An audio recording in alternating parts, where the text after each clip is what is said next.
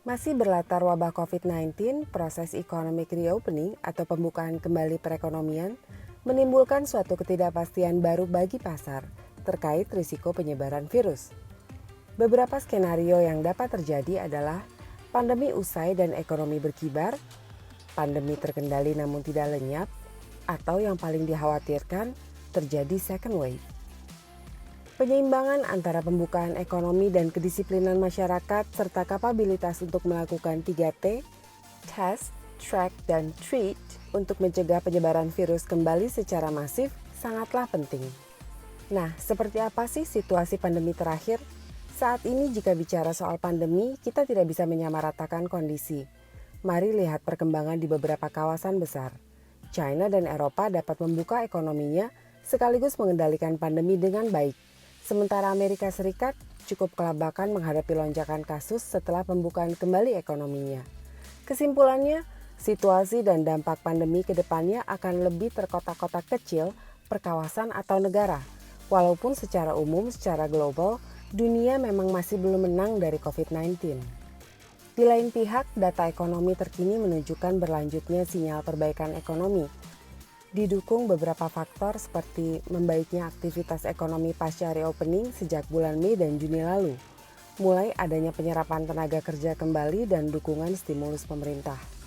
Di Amerika Serikat, Eropa, dan China, data penjualan retail, manufaktur, dan jasa semuanya menunjukkan tanda-tanda yang cukup menjanjikan. Namun pasar memandang stimulus fiskal tambahan tetap diperlukan untuk menopang pemulihan lebih lanjut. Akan tetapi, risiko second wave dan kekhawatiran lockdown lanjutan tetap menjadi tantangan utama pemulihan ekonomi. Dan karena kenyataannya di semester 2 ini pandemi nampaknya belum berakhir, di bulan Juni IMF pun kembali merevisi proyeksi pertumbuhan global. Yang menarik adalah pelemahan ekonomi Asia tidak sedalam negara-negara maju. Ekonomi Asia yang lebih resilient didukung oleh beberapa faktor seperti penanganan pandemi yang efektif, setidaknya di kawasan China, Jepang, Korea Selatan, Thailand, Vietnam, Taiwan, dan Hong Kong, serta manufaktur yang mendukung ekonomi. Dan dengan asumsi pandemi dapat tertangani di 2020 ini, pertumbuhan ekonomi tahun depan di Asia pun diperkirakan akan melesat lebih tinggi dibandingkan kawasan lainnya di dunia. Bagaimana dengan Indonesia? Di era new normal ini, pemerintah berupaya menyeimbangkan kebangkitan perekonomian dengan tetap tidak mengabaikan penanganan pandemi dan kesehatan publik. Desain program pemulihan ekonomi yang dicanangkan pemerintah bertujuan mendorong pemulihan ekonomi di kuartal keempat. Kebijakan new normal dengan protokol kesehatan yang baik dan disiplin sangat krusial bagi pemulihan ekonomi. Di awal periode PSBB di sektor produksi, pariwisata yang sempat terhenti, perdagangan yang turun signifikan, dan sektor manufaktur yang sempat terhambat secara perlahan mulai pulih. Begitu juga di sektor konsumsi yang turun cukup tajam dibarengi kemiskinan dan pengangguran yang meningkat pesat, bertahap mulai menunjukkan perbaikan.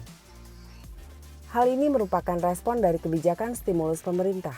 Stimulus konsumsi berperan mempercepat dan memperkuat subsidi dan bantuan sosial bagi rakyat miskin sepanjang kuartal kedua, dan kini mulai diperluas menjangkau kelas menengah. Sementara itu, stimulus bisnis baik bagi usaha mikro, UMKM, dan industri di kuartal 2 berupa subsidi bunga, penundaan pembayaran pinjaman, insentif pajak, dan bantuan finansial di kuartal 4 mulai disalurkan dalam bentuk jaminan kredit modal kerja UMKM, pencairan kredit modal kerja UMKM, dan suntikan modal BUMN. Dengan respon kebijakan tadi, inilah proyeksi pertumbuhan ekonomi Indonesia. Terlihat bahwa pertumbuhan ekonomi beberapa kuartal ke depan diproyeksikan masih merosot, sebelum kembali membaik di tahun ke depan.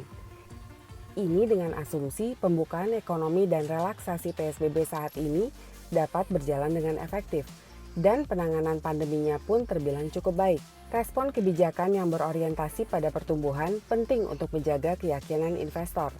Peluang pemangkasan suku bunga lebih lanjut pun masih dapat berlanjut jika dibutuhkan. Bagaimana pasar modal kita? Sepanjang Juni lalu, pasar obligasi menguat 1,9%.